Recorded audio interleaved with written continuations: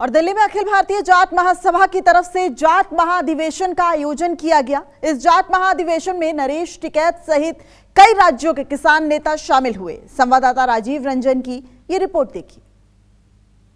2024 लोकसभा चुनाव से पहले देश के अलग अलग हिस्सों में और अलग अलग जातियों ने आरक्षण की मांग तेज कर दी है।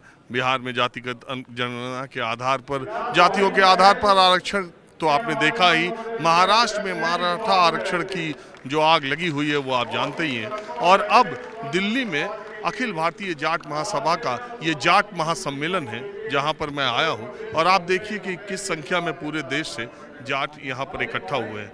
दरअसल ये जाट महासम्मेलन पूरे देश के जाटों का महासम्मेलन है और इसमें हर तरफ के जाट आए हैं। आपको मालूम है कि उत्तर भारत से लेकर दक्षिण भारत में जाटों की संख्या है और इनकी डिमांड, हालांकि केंद्रीय स्तर पर जाटों को आरक्षण देने का फैसला किया गया था अटल जी की सरकार में, बाद में वो कोर्ट से स्ट्रक डाउन हो गया, उसको रद्द कर दिया गया था। कई राज्यों में जाटों को ओबीसी के अंदर आरक्षण है लेकिन इन्हें केंद्रीय स्तर पर आरक्षण नहीं है।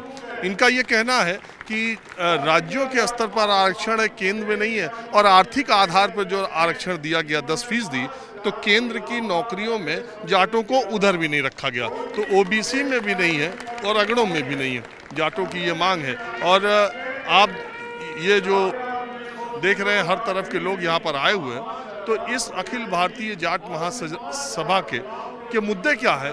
चूँकि हम लोग समाज के हर हिस्से और इतनी बड़ी अगर सम्मेलन हो रहा है तो किसी वजह से हो रहा होगा। और आपको मैं बता दूं कि 2024 से पहले सारी जातियां, सारे वर्ग अपनी अपनी ताकत दिखाने की कोशिश कर रहे हैं और अपनी मांग को पुरजार तरीके से उठा रहे हैं, क्योंकि चुनाव से पहले ही मांगों को अगर ज़बरदस्त तरीके से उठाया जाए तो उसके पूरा होने की संभावना रहती है।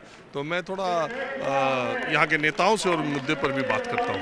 अखिल भारतीय जाट महासभा के राष्ट्रीय महासचिव युद्धवीर जी हमारे साथ हैं और जिन्होंने ये जाट महासम्मेलन अभी बुलाने की क्या ज़रूरत है? देखिए, हमें कोई अभी क्या दिक्कत है, समस्या क्या है? और मराठा और जाटों ने ये तय किया है कि आरक्षण की लड़ाई हम मिल के लड़ेंगे।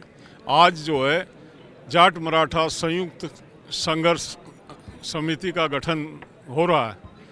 हमारे अध्यक्ष आए हैं अखिल भारतीय मराठा संघ के, और आज हम इस मंच से घोषणा करेंगे कि भविष्य का जो आंदोलन है जाट और मराठा मिल के लड़ेंगे। लेकिन जाट कई राज्यों में ओबीसी हैं, वो केंद्र स्तर पर उनकी मांग है कि उनको ओबीसी का कई राज्यों में जाट, महाराष्ट्र में नहीं है जाट, ये महाराष्ट्र में मांग कर रहे हैं। हम भी तो महाराष्ट्र के जाटों की मांग कर रहे हैं। और तो मराठाओं की कर रहे हैं?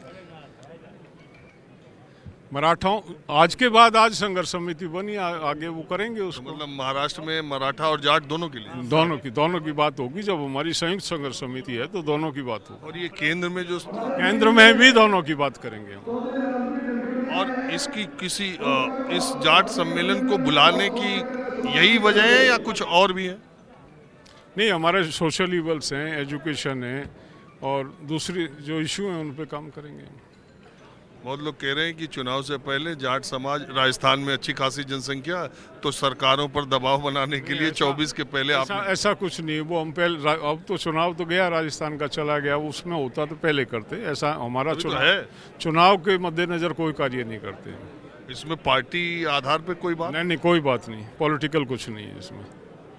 हम सरकार से अपील करेंगे, उन्होंने वायदा किया था जाटों को ओबीसी की सूची में लेने का, पूरा करें वादा।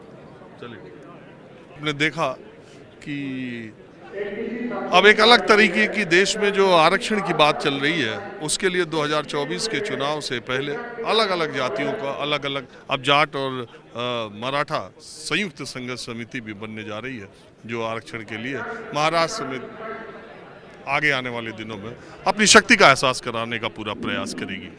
कैमरामैन रफीक के साथ राजीव रंजन, न्यूज़ 24 दिल्ली।